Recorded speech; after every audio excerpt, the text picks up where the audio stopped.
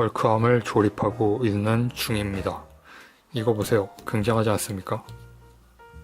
이게 조종석이고 여기에 모니터, 거의 암슬레이브 정도 좁은 모니터 환경을 가지고 있어요.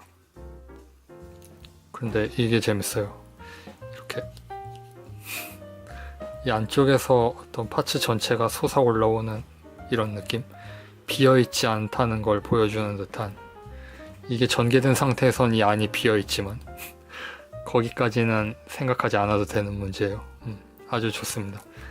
여기에 조종관을 이렇게 끼우게 되어 있고, 이런 파츠도 좋죠.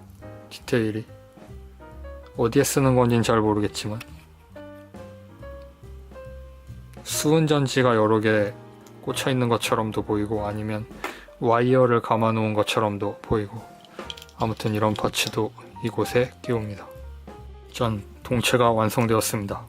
그런데 태울 수 있는 캐릭터 크기의 제약을 생각보다 좀 많이 받네요. 여기에 태울 만한 크기가 없어요. 이런 캐릭터는 너무 작고,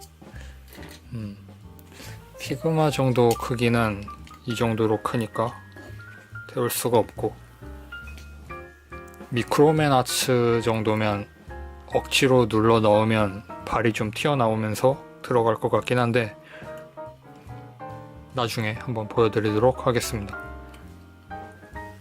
이번엔 머리입니다. 머리는 2개가 들어있습니다. 뭔가 벌크암즈는 킹갓 황인데 계속해서 킹갓 황 요소를 추가해주고 있어요. 이건 아무도 달지 않는 머리 같아요. 저는 지금까지 이 머리를 달아서 완성한 장례를 한 번도 본 적이 없습니다. 그런데 일단 이 머리가 하나 들어있고, 이렇게 끼울 수 있죠. 그리고 지금 만들 머리, 이게 하나 더 있어요.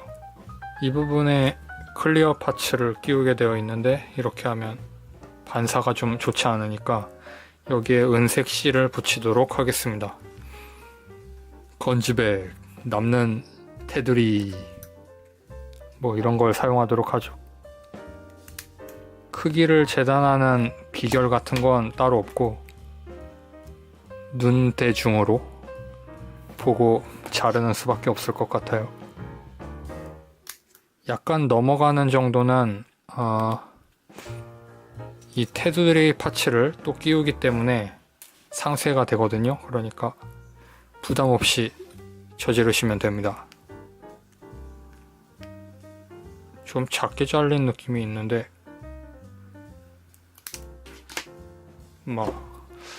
일단 붙여보죠.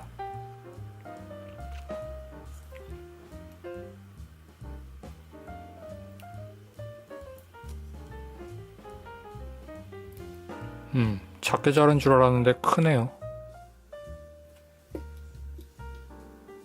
하지만 대충 해도 됩니다. 왜냐면 벌크암은 킹갓 황이기 때문이죠.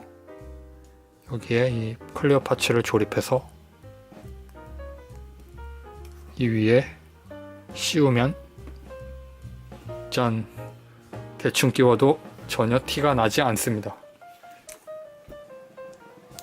여기에 다른 파츠를 끼워 나가면 흔한 벌크암 머리가 완성될 수 있을 걸로 보이는데, 끼우는 순서를 좀 헷갈리게 해놨어요.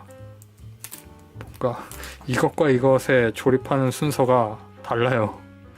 이건 머리 커버를 나중에 끼워도 되는데, 이건 먼저 끼워야 하네요.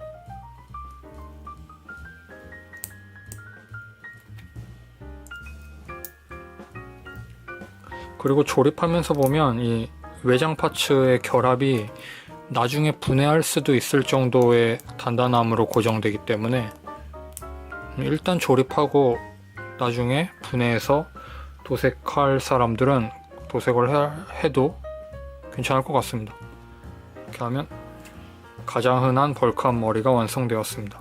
이쪽은 클리어 파츠 같은 걸 사용하고 있지 않은 걸 봐서 어디까지나 보너스로 하나 넣어준 것 같아요. 이쪽이 머리 단체로 보면 이것도 꽤 멋있다는 생각이 드는데, 기체에 어울리는 건 이쪽 머리겠죠. 리오 같은 얼굴.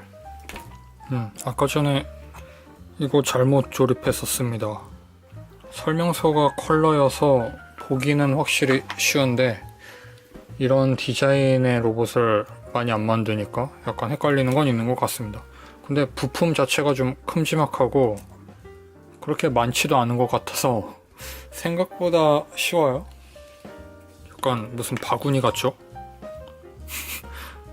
이거 완전히 조립 끝난 다음에도 이렇게 가동할 수 있을지 모르겠는데 이런 가동은 남겨져 있었으면 좋겠어요. 여기에도 실을 붙이기로 했습니다. 은색 마커로 도색을 하고 클리어 파츠를 조립해도 될 것 같아요. 이 부분만이 아니라 아까 그 부분도 마찬가지지만 생각을 못했습니다. 스티커를 붙이기 시작했으니 전부 스티커로 붙이도록 할게요. 그리고 은색 마커로 도색하는 것보다 스티커 쪽이 발색이 더 좋다는 생각이 들어요. 그런 느낌으로 정말 빛나는 것 같지 않나요? 초점을 못 잡는 것만 빼면 다 좋습니다. 자, 이렇게 해서 동체가 완전히 완성되었습니다. 오, 멋있다. 이렇게 열리고 이 열리는 기능도 끝까지 남아있네요. 그런데 이것 때문에 활용할 수 있는 방향은 좀 줄어들었어요. 짠! 이번엔 팔을 조립해 왔습니다. 팔은 이렇게 생겼는데요. 이 생긴거나 가동 범위에 대해선 어차피 리뷰에서도 이야기하겠지만 이 구조가 좀 특이해요. 이 엄지손가락을 어느 곳에 끼우느냐에 따라서 오른손이 되기도 하고 왼손이 되기도 합니다. 이건 이 장갑판을 기점으로 손목이 이렇게 끼워집니다. 그리고 여기에 이거 팔 부분, 그 다음에 이 무언지 알 수 없는 파츠가 여기에 팔에 붙습니다. 여기 실린더가 있잖아요. 그럼 이게 가동을 하면서 뭔가 역할을 해야 하는데 연결이 아무것도 안 돼 있어요. 이거 따로 있습니다. 여기에 이렇게 끼우면 되거든요. 이렇게 끼우면 팔 자체는 정상적으로 완성이 된 상태인데 이건 오로지 이런 좀 있어 보이기 위해 끼우는 이런 파츠로 되어 있어요. 좀 메카니컬한 고직면에서는 좀 어색한 면이 없지 않아 있기는 한 것 같습니다. 이렇게 하면 다리가 완성되었습니다. 다리도 팔과 마찬가지로 이 부분이 붕 떠요. 이 외장만 가지고 연결되어 있는 그런 느낌입니다. 이건 발도 이런 실린더가 있어요. 그래서 움직이면 이렇게 실린더가 따라서 나오긴 하는데 신축되는 기믹은 없죠. 그래서 기부가 통째로 움직입니다. 가동되는 실린더는 하나도 없고 전부 페이크로 그냥 달아놓기만 하는 파츠예요. 여기에서도 좀 웃긴 게 발목이 이 뒤에 있어요. 이게 발목이고 이 돌아가는 파츠 자체는 공중에 붕 떠 있습니다.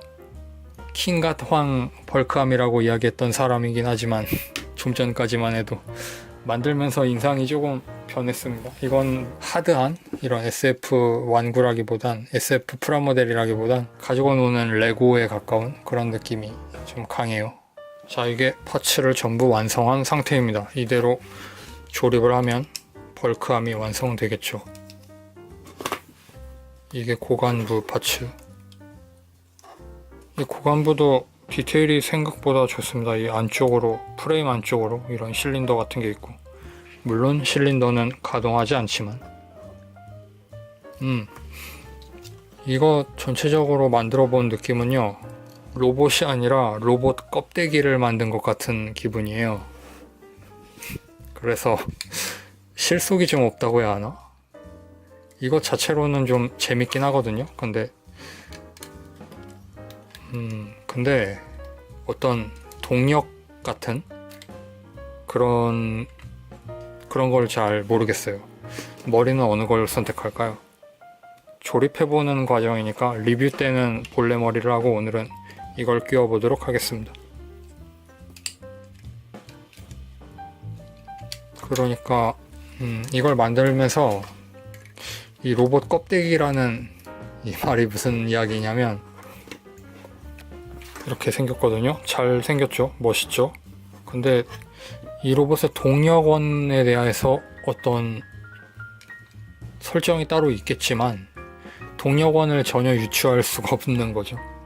엔진이 어디에 달려 있는지 아니면 배터리가 있다면 배터리가 어느 부분인지, 하다못해 조이드도 코어가 따로 있지 않습니까? 별도의 구획이 있잖아요, 코어가.